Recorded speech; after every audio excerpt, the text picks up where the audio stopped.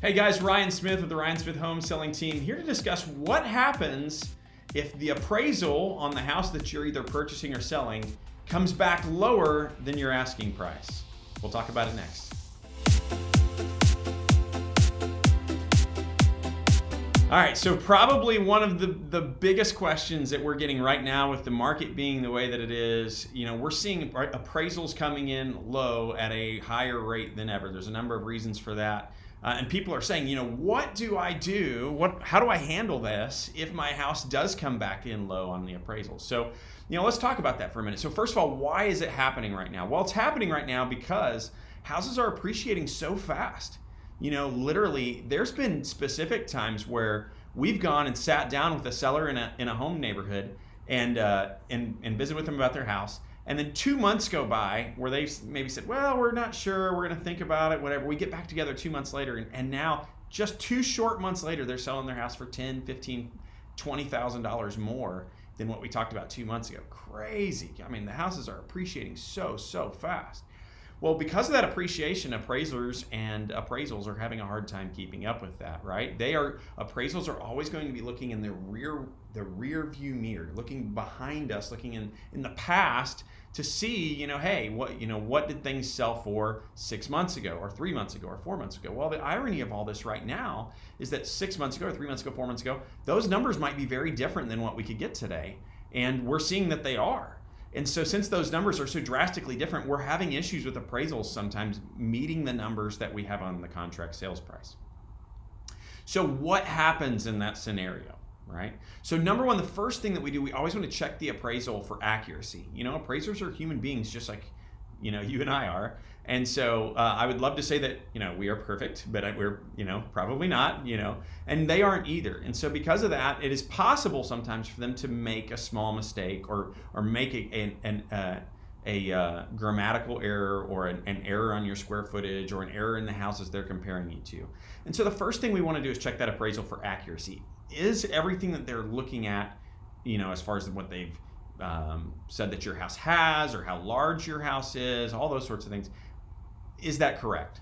And so let's assume that it is correct. So if it is correct, then what happens? Well, if that happens, then after that, then that kind of takes us to the next step, which is where we would want to create a rebuttal for that appraisal.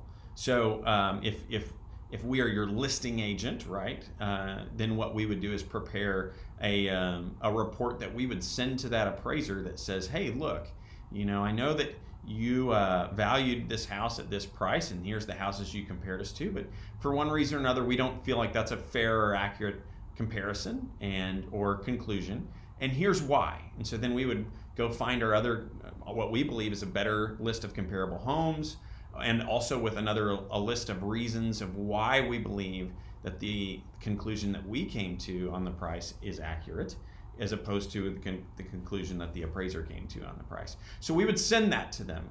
And I would say that generally in sending that to them, we have about a 50% success rate in getting the appraiser to read over what we have sent them, and then them be willing to change it and make a difference on the appraisal, change the numbers, right? When that does not happen, when they're unwilling to do that, that's when it can get a little interesting sometimes. That's when it's going to come more into, one of three things happening. Either the seller brings the contract price down to the appraisal price, either the buyer pays the difference in cash, or there's some level of like meeting in the middle that happens there. Or I guess the fourth option is the deal falls apart. Obviously no one wants that. Generally the buyers have found a house they really love, sellers want to make the deal work, everybody's working together to make this goal be accomplished. So it's generally one of the first three things that I mentioned. What I will say right now is because a number of the appraisals are coming in low, just because appraisers can't keep up with the market, we actually are seeing buyers being willing to pay more out of their pocket, if not all of that difference, in order to secure the house that they want. And I would say that's not every time, but with the condition of today's market, it's happening at a rate that's much higher than any time that I've seen in the nearly 14 years that I've been in real estate. So it's happening a lot. It definitely is a seller's market. Things are hot. Buyers are fighting for houses. And so, especially when a lot of times these are cash buyers, A cash buyer, may not even have an appraisal at all. So people who are getting appraisals and getting loans, they're more motivated to try to make these deals work and compete with the cash buyers that are there in the market. So crazy times for many reasons, but crazy times in real estate for sure. So hope this video has been helpful to you. If you have any questions, please feel free to reach out to us. You can reach us at ryansmithhomes.com. That's us on the web. Look us up on Facebook, Instagram, wherever your social media self desires, or give us a call, 213-5335. Once again, 254-213-5335. Can't talk today. Always a pleasure hanging out with you. Hope you guys have a great day. Talk to you soon.